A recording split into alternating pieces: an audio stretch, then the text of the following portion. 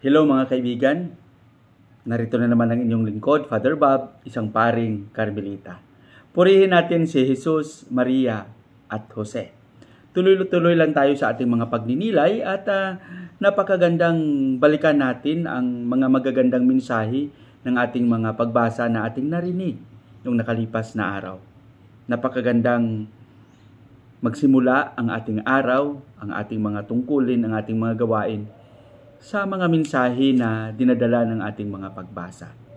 Naway magsikap tayo na maging mabunga ito sa paraan na ating pwedeng maipakita at maisagawa sa ating mga gawain. Amen? Ngayon ay araw ng Sabado, Abril 27, 2024. Ang ating pagninilay sa araw na ito ay ibabahagi sa atin ni San Juan, Kapitulo 14, versikulo 7 hanggang 14. Ano ba ang isinasaad sa ating ebanghelyo sa araw na ito? Dito napansin natin na si Jesus ay patuloy na nagkaroon ng malalim na pakikisalamuha sa mga tao. Ang kanyang presensya, ang kanyang mga salitang ipinapahayag na namumutawi sa kanyang mga bibig ay nagkaroon ng malalim na epekto sa puso at isipan ng mga tao.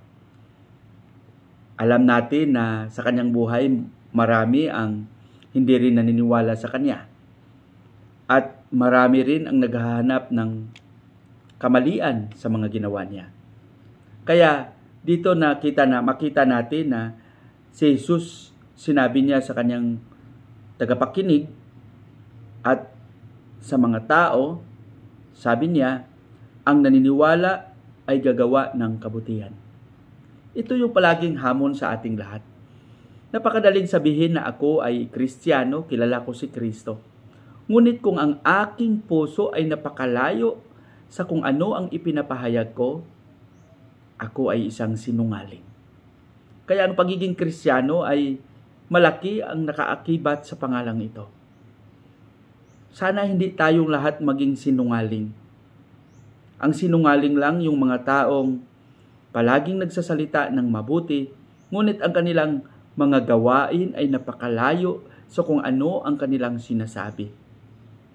Sa pagkasalukuyang panahon, mga kaibigan, mga kapatid, talagang hinahamon tayo sa ating pagiging Kristiyano. Kaliwat kanan ang mga problemang ating nararanasan at nakikita, naririnig. Minsan nagdulot ito ng kawalan ng pag-asa sa atin. Ngunit kahit paano, ito ay nagpapatunay ng napakalaking hamon sa ating pagiging Kristiyano. Na sana tayo ay magkaroon ng panindigan. Magkaroon tayo ng malasakit. Lalong-lalo na ngayon na napakalaking problema natin sa kalikasan. Ang init napakatindi. Ang pangyayari sa pagkasalukuyang panahon ay isang napakalaking hamon. Kung paano natin iniingatan ang ating kapaligiran. Lahat ng ito ay binigay ng Diyos sa atin. Hindi natin iningatan.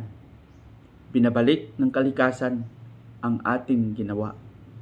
Kaya napakainit, hindi maunawaan ang panahon. Ngunit sa likod ng mga ito para sa akin, hindi ito huli upang mag-isip tayo at magnilay na ingatan ang kalikasan, magtanim at alagaan ang kapaligiran.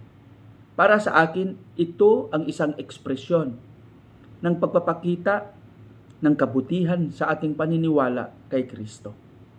Alam ko marami pa.